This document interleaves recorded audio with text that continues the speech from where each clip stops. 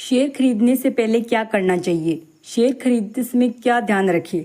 Share market में पैसा निवेश करने वाले हर एक निवेशक के मन में एक बार ये सवाल जरूर आता है कि आखिर एक अच्छा मजबूत शेयर खरीदने से पहले क्या करना चाहिए।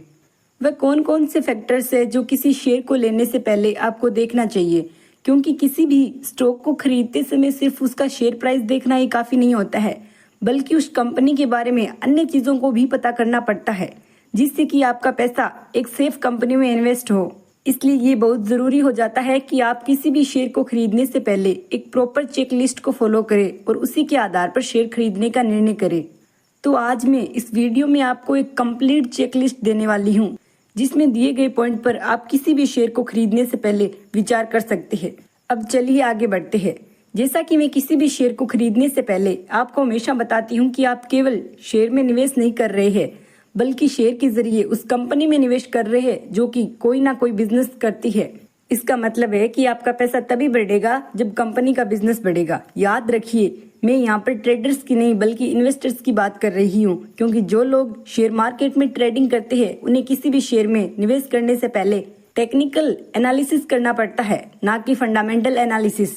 तो अगर आप एक ट्रेडर है और केवल इंट्राडे ट्रेडिंग या स्विंग ट्रेडिंग करके पैसा कमाना चाहते हैं, तो आपको शेयर के चार्ट पैटर्न्स और टेक्निकल एनालिसिस को सीखना होगा। लेकिन अगर आप एक लंबी रेस के घोड़े हैं, मतलब लॉन्ग टर्म निवेशक है, मतलब इन्वेस्टर है, तो आपको शेयर खरीदते समय मेरी चेक लिस्ट को फॉलो करना चाहिए। ये चेक लिस्ट आपको बताएगी कि किसी भी शेयर को खरीदने से पहले कौन कौन से फैक्टर्स आपको देखने चाहिए। तो आइए एक एक करके सभी पॉइंट को जान लेते हैं। नंबर 1 पर है कंपनी का बिजनेस मॉडल समझने की कोशिश करें। बिजनेस मॉडल का मतलब होता है कि कंपनी पैसा कैसे कमाती है। किसी भी शेयर में पैसा लगाने से पहले आपको उसका बिजनेस मॉडल जरूर पता होना चाहिए, क्योंकि जब कंपनी मार्केट में अपना कोई नया प्रोडक्ट या सर्विस लॉन्च करती है तो उसकी शेयर का दाम काफी ऊपर नीचे होता है और उस समय पर आपको समझ नहीं आता है कि ऐसा क्यों हो रहा है। लेकिन अगर आपको कंपनी का बिजनेस मॉडल पता होगा तो आपको कोई आश्चर्य नहीं होगा। इसके अलावा जब कंपनी अपने क्वार्टरली रिजल्ट हर 3 महीने में घोषित करती है तो उसमें सेल्स और रेवेन्यू के बारे में बताया जाता है और उसके आधार पर ही इन्वेस्टर शेयर को खरीदने और बेचने का निर्णय लेते हैं।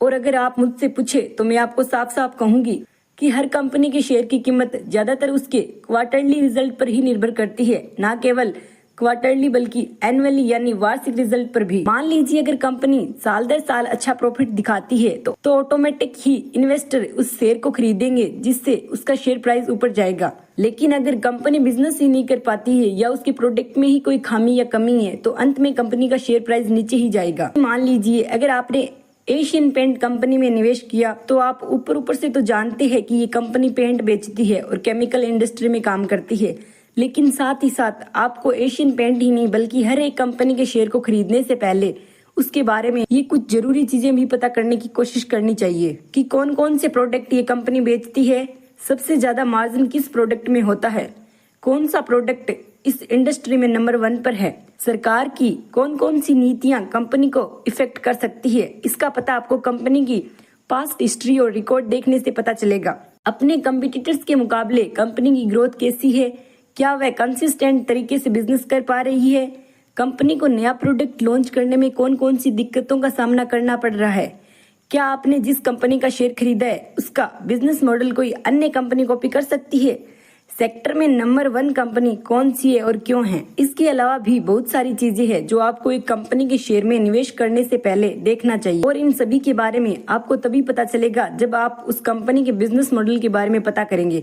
इसीलिए किसी भी शेयर में निवेश करने से पहले उसका बिजनेस मॉडल जरूर चेक कर ले। दूसरा पॉइंट जान लेते हैं, कंपनी पर कर्ज ज्यादा नहीं होना चाहिए। अगर आप थोड़ा बहुत गूगल पर सर्च करेंगे तो आपको ऐसी बहुत सारी कंपनियों के उदाहरण मिल जाएंगे जिन्होंने ज्यादा कर्ज ले लिया और उसे ना चुका पाने की वजह से वह डूब गई और इन्वेस्टर्स का भी पैसा डूब गया। ऐसी कंपनियों में जो लोग पैसा लगाते हैं जिन पर कर्ज बहुत ज्यादा होता है वह खुद को ही रिस्क में डालते हैं। लेकिन क्या किसी कंपनी के लिए कर्ज लेना बुरी बात है? नहीं, कर्ज लेना बुरी बात नहीं है, लेकिन अगर वह डेट या कर्ज सही जगह पर इन्वेस्ट नहीं किया जाए तो ये गलत है। कहने का मतलब है कि अगर किसी कंपनी ने बैंक से या अन्य किसी बड़े इन्वेस्टर से प्रोडक्ट बनाने के लिए कोई लोन लिया है और कर्ज मिल जाने के बाद वह कंपनी नया प्रोडक्ट बनाने के बजाय उसे मार्केटिंग पर खर्च करती है तो ये सही नहीं होता है, क्योंकि जिस उद्देश्य के लिए कंपनी कर्ज लेती है सिर्फ उसी उद्देश्य को पूरा करना चाहिए, ना कि अपने अन्य जरूरतों को। हाँ, कोई कंपनी अपनी जरूरतों को तब पूरा कर सकती है जब उसके पास एक्स्ट्रा कैश पड़ा हो। मतलब अगर कंपनी के पास रिजर्व एंड सरप्लस में बहुत सारा कैश बचा है तो कंपनी अपने अन्य खर्चों को इस पैसे से पूरा कर सकती है। रिजर्व एंड सरप्लस के बारे में आपको कंपनी के बैलेंस शीट में पता चल जाएगा। देखिए, यहाँ पर मैं आपको केवल डायरेक्शन दे रही हूँ, कौन सा शेयर खरीदना है ये काम आपका है। और ध्यान रखिए कि अगर कोई आपको किसी शेयर को खरीदने के लिए बोल रहा है तो एक बार उस कंपनी पर थोड़ा बहुत खुद से रिसर्च जरूर कर ले। चलिए अगले पॉइंट पर बात करते हैं। बैलेंस शीट और फाइनेंशियल हेल्थ यानी फंडामेंटल देखिए। कंपनी के फंडामेंटल और बैलेंस शीट पढ़ने से आपको उसकी फाइनेंशियल हेल्थ यानी वित्तीय स्थिति का पता लगता है। बैलेंस शीट में आपको कंपनी के पास कितना कैश है ये तो पता चलता ही है, साथ ही साथ कंपनी के पास कितने एसेट्स और लायबिलिटीज है इसकी जानकारी भी बैलेंस शीट में ही दी गई होती है। इसलिए किसी भी कंपनी के शेयर को खरीदने से पहले उसकी बैलेंस शीट और फंडामेंटल जरूर चेक करें। नंबर 4 पे है, चेक करो कि कंपनी कितनी पुरानी है। कंपनी जितनी पुरानी होगी उसके पास एक्सपीरियंस भी उतना ही ज्यादा होगा। उदाहरण के लिए अगर आप बजाज ग्रुप या टाटा ग्रुप की किसी कंपनी के शेयर में निवेश करते हैं तो अच्छा रिटर्न कमाने के चांसेस बहुत ज्यादा होंगे। ऐसा इसलिए क्योंकि टाटा और बजाज ग्रुप का एक्सपीरियंस मार्केट में बहुत लंबे समय से है, जिसके दौरान इन्होंने बहुत सारे उतार चढ़ाव देखे हैं और उनसे सीखा भी है। जबकि एक नई कंपनी ने बहुत सारी मुसीबतों का सामना नहीं किया होता है, जिसके कारण उसे बिजनेस चलाने का एक्सपीरियंस कम होता है। इसलिए आपको नई कंपनी के बजाय ऐसी कंपनी के शेयर में पैसा इन्वेस्ट करना चाहिए जो मार्केट में कई सालों से बिजनेस कर रही हो। नंबर 5 पे है, सर्किट लगने वाले शेयर में निवेश नहीं करना चाहिए। अगर आप शेयर मार्केट में निवेश करते हैं तो आपको सर्किट के बारे में तो पता ही होगा। सामान्य किसी स्टॉक में 5%, 10%, 15% या 20% के ऊपर सर्किट या लोअर सर्किट लगते हैं, लेकिन ये सभी स्टॉक्स में नहीं बल्कि अधिकतर पेनी स्टॉक्स में ही लगते हैं। ऐसा इसीलिए क्योंकि छोटे या सस्ते शेयर को कोई भी बड़ी इन्वेस्टर आसानी से मैनिपुलेट कर सकता है। मतलब उसमें बहुत सारा पैसा एक साथ निवेश करके अचानक से इसमें तेजी ला सकता है। इस प्रकार छोटे रिटेल निवेशकों को लगेगा कि उसका शेयर प्राइस बढ़ रहा है तो उन्हें भी पैसा इन्वेस्ट कर देना चाहिए, और इस प्रकार बहुत सारे नए लोग ऐसी ऑपरेटर स्टॉक्स का शिकार बन जाते हैं। और एक पॉइंट ऐसा आता है जब ऑपरेटर यानी जिसने पैसा शुरुआत में लगाया था वह देखता है कि उसके शेयर का प्राइस काफी ज्यादा बढ़ चुका है तो वह अपने खरीदे गए सारे शेयर एक ही बार में बेच देता है। अब चूंकि उसके पास सबसे ज्यादा शेयर थे और कंपनी बहुत छोटी थी, इसलिए उस शेयर में लोअर सर्किट लगना शुरू हो जाता है। यहाँ पर ध्यान देने वाली बात यह है कि अगर उस स्टॉक्स में सर्किट की प्रक्रिया नहीं होती है तो ऑपरेटर के अचानक स्टॉक बेचने की वजह से एक ही दिन में उस शेयर का प्राइस 100% से 1000% या इससे भी ज्यादा नीचे जा सकता है, और इसीलिए छोटे शेयरों में सर्किट लगना काफी जरूरी होता है। इसका एक और उदाहरण क्रिप्टो करेंसी है जिसमें सर्किट नहीं लगता और इसीलिए उनका प्राइस एक ही दिन में 1000% से भी ज्यादा ऊपर या नीचे हो जाता है। इसीलिए मैं आपसे कहती हूँ कि आपको सर्किट लगने वाले शेयरों से दूर रहना चाहिए, क्योंकि ऐसे शेयर काफी रिस्की होते हैं जिनमें एक बार पैसा लगा देने के बाद आप अपने खरीदे गए शेयर को बेच नहीं पाते। इसलिए शेयर को खरीदने से पहले उसमें सर्किट लगने हैं या नहीं ये पता जरूर करें। नंबर 6 पे है, कंपनी के जरूरी फाइनेंशियली रेशियो जरूर देखें। किसी शेयर की फंडामेंटल एनालिसिस करते समय हमें काफी सारे फाइनेंशियल रेशियो को देखना पड़ता है, जैसे P ratio, price to earning ratio, PB ratio, price to book value ratio, debt to equity ratio, ending per share ratio, book value per share. इनके अलावा भी काफी सारे अनुपात है जो आपको फाइनेंशियली एनालिसिस करते वक्त देखना चाहिए। शेयर को खरीदने से पहले अगर आप इन सभी फाइनेंशियल रेशियो को देखते तो आपको पता चलेगा कि कंपनी की फाइनेंशियल स्थिति कैसी है। मतलब कंपनी का बिजनेस कितना मजबूत है या फिर कंपनी बेवजह का दिखावा कर रही है। हर फाइनेंशियल रेशियो का अलग इंपॉर्टेंट होता है, जैसे कि पी रेशियो बताता है कि कोई शेयर कितना महंगा है या सस्ता है। डेट टू इक्विटी रेशियो बताता है कि इक्विटी के मुकाबले कंपनी पर कर्ज ज्यादा है या कम है। तो याद रखिए कि किसी भी शेयर को खरीदने से पहले एक बार फाइनेंशियल अनुपात जरूर चेक करें। अगला पॉइंट है, मैनेजमेंट पर एक नजर जरूर डालें। शेयर खरीदने से पहले कंपनी का मैनेजमेंट एनालिसिस इंपॉर्टेंट स्टेप होता है। आपको कंपनी के प्रमोटर्स और सीईओ के बारे में ज्यादा से ज्यादा जानकारी इकट्ठा करनी चाहिए ताकि आपको पता चल सके कि कंपनी के टॉप लोग कितने सक्षम हैं। जैसा कि अगर आप इन्फोसिस के मालिक नारायण मूर्ति की बात करें तो उनका व्यक्तित्व सबको पता है कि वे काबिल बिजनेसमैन हैं। इसी तरह विप्रो के संस्थापक अजीज प्रेमजी के बारे में भी लोगों की राय कुछ ऐसी ही है। इसी प्रकार अगर मुकेश अंबानी कोई नई कंपनी शेयर मार्केट में लिस्ट करते हैं तो उसमें मैनेजमेंट एनालिसिस करने की जरूरत ही नहीं पड़ती है, क्योंकि अंबानी पर पहले से ही सबको भरोसा है। लेकिन अगर कोई कंपनी ऐसी है जिसके मैनेजमेंट के बारे में आपको पता नहीं है तो आपको उनके बारे में ज्यादा से ज्यादा जानकारी लेनी चाहिए, क्योंकि ये वही लोग होते हैं जो किसी भी बिजनेस को सफल कर देते हैं या फिर उसे बर्बाद कर देते हैं। पास्ट में ऐसा कई बार हुआ है कि कंपनी के फंडामेंटल बैलेंस शीट और फाइनेंशियली रेशियो तो बहुत अच्छे थे, जिन्हें देखकर लोगों ने उन कंपनियों में पैसा इन्वेस्ट करना शुरू कर दिया, लेकिन मैनेजमेंट पर ध्यान नहीं दिया और कुछ समय बाद ये कंपनियां पैसा लेकर भाग गई, जो कि मैनेजमेंट पर ध्यान ना देने की वजह से ऐसा हुआ था। उदाहरण के लिए आप सत्यम स्कैम के बारे में पढ़ सकते हैं। अगला पॉइंट है, उस कंपनी के सेक्टर और अपोनेंट बिजनेस की तुलना करें।